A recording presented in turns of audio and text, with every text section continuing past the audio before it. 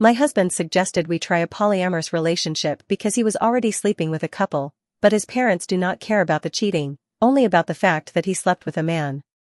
This is genuinely disturbing to me on every level, and I have been getting mixed opinions from the few people in my real life that I have talked to, so I could really use advice from complete strangers.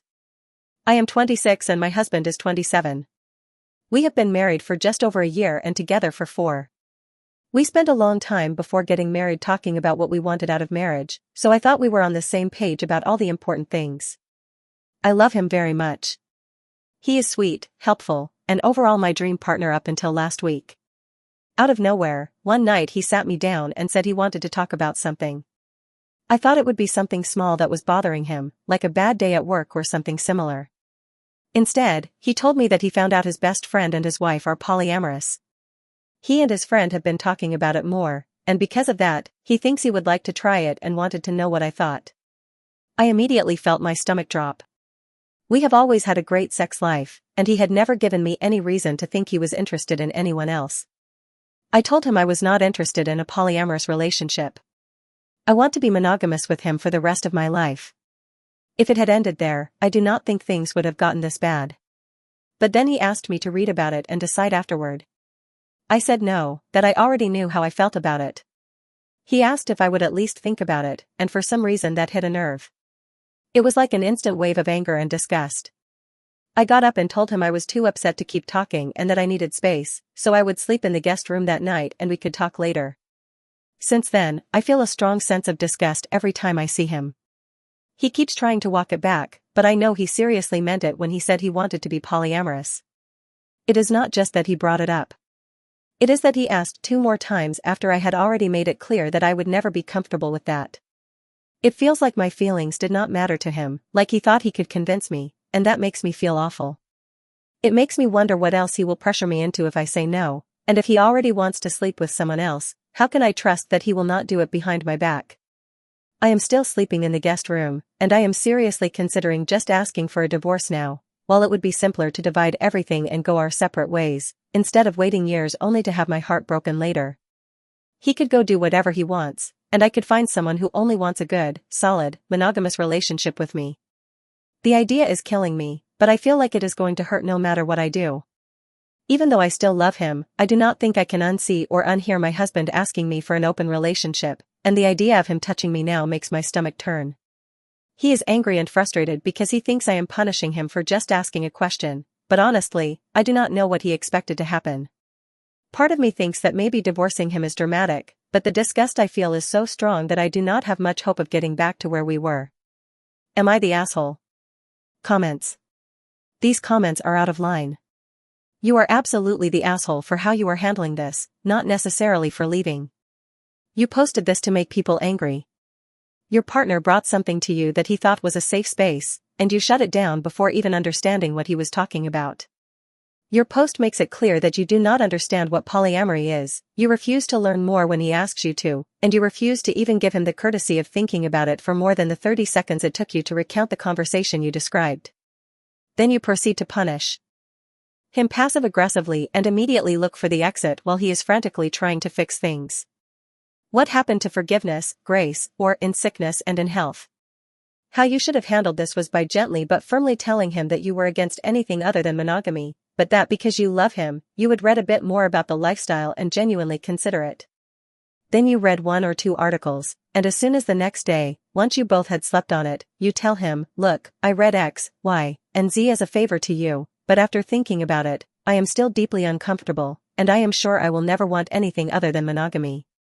Give him the chance to say, okay, honey, thank you for considering it, I appreciate that you took it seriously. If he did not or does not do that, then he is showing you a lot. You cannot extrapolate everything from one silly conversation anyway. You are the asshole for not making a safe space for your husband and for giving him less than 0 grace. I know what polyamory is. I do not need to consider it to know that there is absolutely no scenario in which I would ever be comfortable having anything other than a mutually monogamous romantic and sexual relationship. I know my boundaries, and so does he. We talked about these kinds of things before we got married. There is nothing to forgive, really. If this is what he wants, I actually respect him less for trying to backtrack now. It makes him seem fickle and inconsistent, unable to stand by what he says once there are consequences. I think part of the disgust I feel comes from that. Not only did he propose something he knows perfectly well goes against my core values, and then push after I said no, but now he cannot even stand by it afterward. It almost would have been better if he had said, "I would like to try this, but I hear you when you say you are absolutely not interested. This is not a deal breaker for me, so let's talk about that part," instead of, "It was just a question, it is not that important, stop refusing to touch me just because you are uncomfortable and need space to calm down, I do not like it." Edit 1. Wow, this got a lot of responses. Hi, I am reading them as best I can. I am going to follow the advice to get tested for STIs, and my gynecologist was able to fit me in today for that. I do not think he has physically cheated on me, but better safe than sorry. I do think there is probably someone he is interested in, possibly his friend's wife, or maybe even his friend. He has never expressed being bisexual, but that does not mean he is not. I do not know them very well, so I cannot speculate on their role in all of this. I am going to be charitable and assume there is no plotting on their part and that he simply picked this up from his friend and ran with it. I want to make it clear that I am not ignoring him. We can talk about anything else that is going on, but I am not ready to continue this conversation with him, and he knows that. I want to be calm for that, and his behavior right now is not really conducive to a sense of calm. Every time he brings it up, I feel a little more disgusted by him, but he seems determined to keep digging the hole instead of letting things settle. That, and not accepting the first no as an answer, is a bigger problem for me than the polyamory request itself. I think I am going to meet with a lawyer just to review my options. At this point, I do not have much faith that therapy will change how I feel about him now, but I would be willing to try a few sessions just to say that we tried. I am going to suggest it tonight and see what he says. Edit 2. He does not think therapy is necessary. He just wants things to go back to how they were before he brought it up. I told him that is not an option. You cannot unbreak a bone. It has to heal. I asked him if he had anyone in mind, and he said no, but he is not a very good liar and I do not really believe him. He says it was just an idea, that there is no one and nothing has happened, but he also refuses to show me the messages between him and his friend so I can understand the context of their conversation. I am going to respect his choice, but it is enough to convince me that he is hiding something, even if it is not an active affair, and that is a problem. I have an appointment with a lawyer in a few days. I am going to wait until after that to make a decision, and I am going to take a short solo trip this weekend to visit my grandparents to get some fresh air and perspective. I will try to update next week after all the results come back and I have had the chance to review everything with a professional. Thank you for the support and the kind advice. Update 1. A lot of people wanted an update, and I have made some difficult decisions. I followed the advice I was given and got tested for STIs, and thankfully everything came back clean. I suggested therapy, but my husband does not believe it is necessary. I doubt it would change how I feel anyway, so I am not going to push it. He has been extremely protective of his phone ever since I asked to see the message conversation between him and his poly friend so I could understand the context of the situation. I would not violate his privacy, but it is very clear that there is something he does not want me to see, and that is enough for me. At this point, I do not care whether there is already something going on or whether it is just the desire for it to happen. The shady way he has been acting tells me everything I need to know. I have been tempted to contact his friends directly to get their side of the story, but if there has been infidelity, I honestly would rather not burden myself with the details. I had a long, deep conversation with my grandparents this weekend, and I spoke to a lawyer yesterday. Moving forward, I plan to proceed with a divorce. We have no children and no shared property or joint debts, since we were waiting to buy a house until he finished residency, so it should be easy to divide finances. Our apartment lease expires in a couple of months anyway, so I plan to move out after I tell him and simply pay my share of the rent at the current place until it is time to renew. I am heartbroken, but I am convinced this is the right move. I no longer trust him. His behavior since he made the request disgusts me, and I think it is best to cut my losses now rather than dig in deeper. If he were willing to be transparent and actually do something to rebuild trust, it would be different, but that is not the case. I am not willing to put an effort that he clearly has no interest in putting in himself. I will be okay with time. So no, this is not a happy ending, but I truly believe it is in my best interest overall. And if he is unhappy with monogamy after only 1 year of marriage, it is in his best interest too. Hopefully we can separate quietly and without too much drama. Comments. You are hilarious. You are divorcing someone because he suggested you consider polyamory.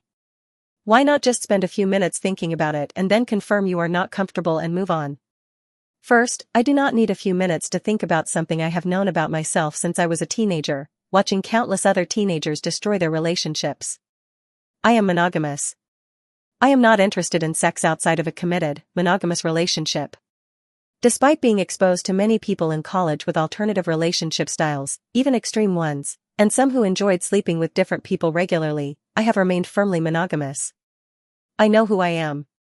I know what polyamory is, and I know I do not want it. Second, weeks have passed, and I have had more than enough time to think about it, especially since he keeps bringing it up.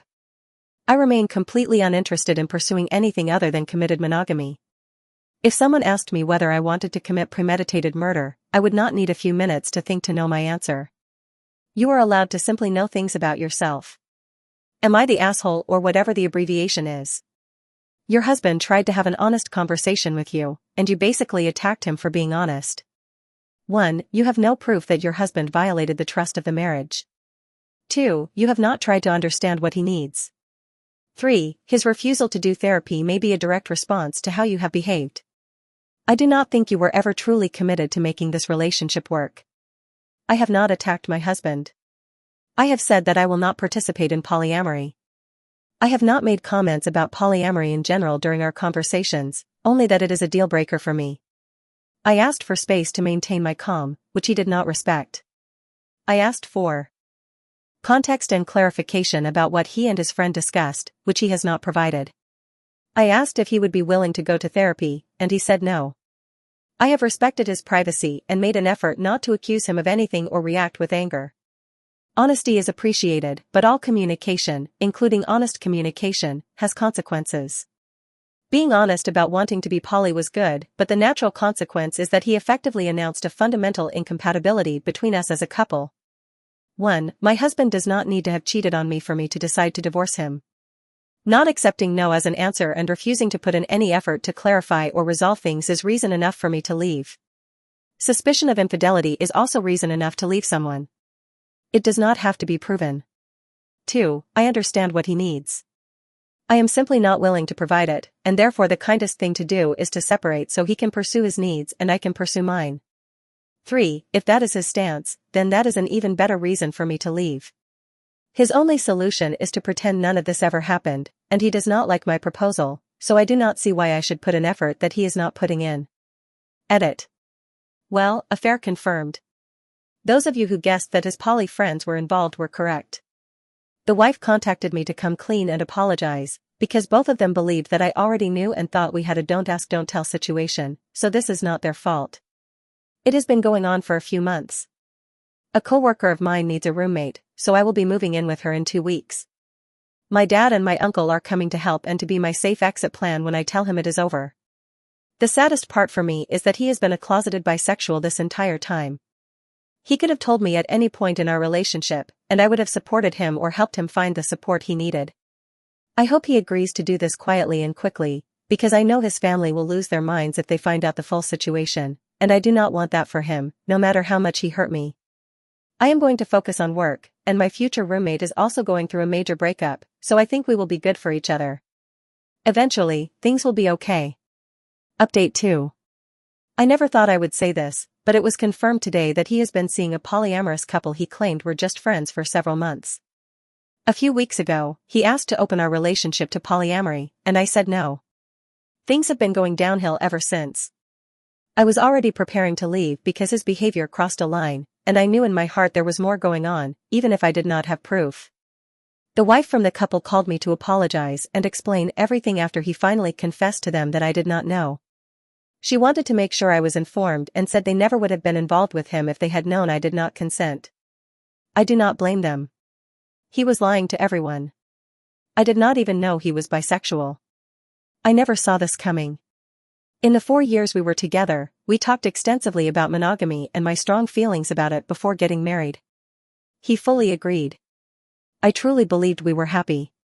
There are not many people I can talk to about this, especially now that I know the full story. His family is conservative and religious and would likely disown him if they found out, and I do not want that. My parents and one of my grandparents know that I am leaving him, but not the exact reasons. They support me regardless, but I do not want to share this new information. I do not want to expose him to our mutual friends either. Nothing good would come of that. I feel so sad and empty right now. Leaving is still the right choice, and I am committed to it, especially now. But I find myself wondering if I ever really knew him. The person I dated and married would never have done this to me. I am just grateful it happened before we became even more entangled in the marriage. I cannot imagine going through this while trying to protect children. He does not know that I know yet. I am moving in with a coworker who needs a roommate, so I think I will let things continue as they are until I move out and file the paperwork. Still, it feels awful going home in a few minutes and looking at him knowing everything. Edit. I think the trigger was that after he asked to open our relationship and kept pushing when I said no, I was getting too close to uncovering the truth, so he turned to them for emotional support. The wife said she has ended things with him because of that, but her husband was still deciding what to do. He has not said a word to me about it yet. The cowardice of all of this is grotesque.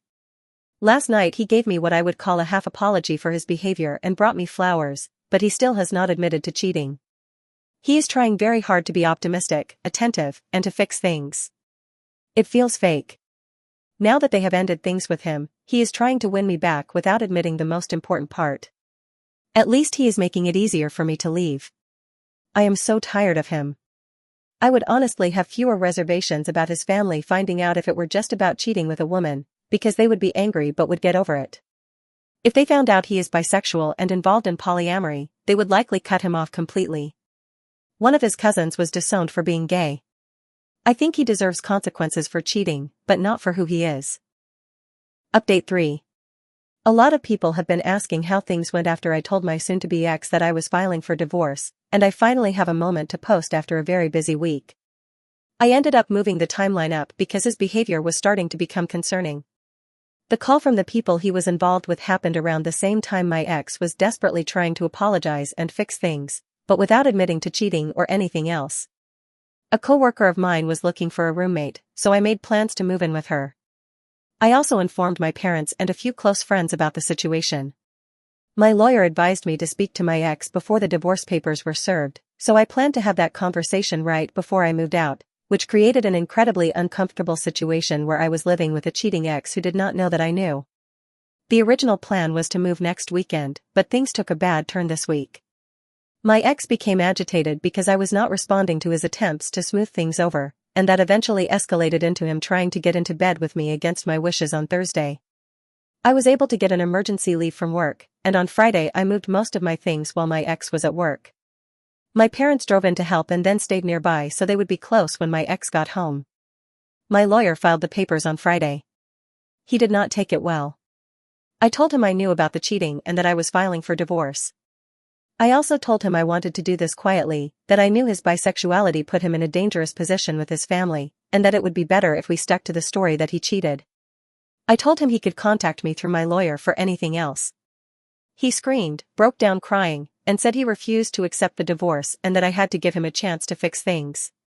My dad stepped in and made sure he did not try to stop me from leaving, and we left. On the drive, I called my in-laws and told them I was divorcing him because he cheated, thanked them for welcoming me into their family, and wished them well, but said I would likely not be in contact again. His parents were shocked, but they responded with far more grace than I expected.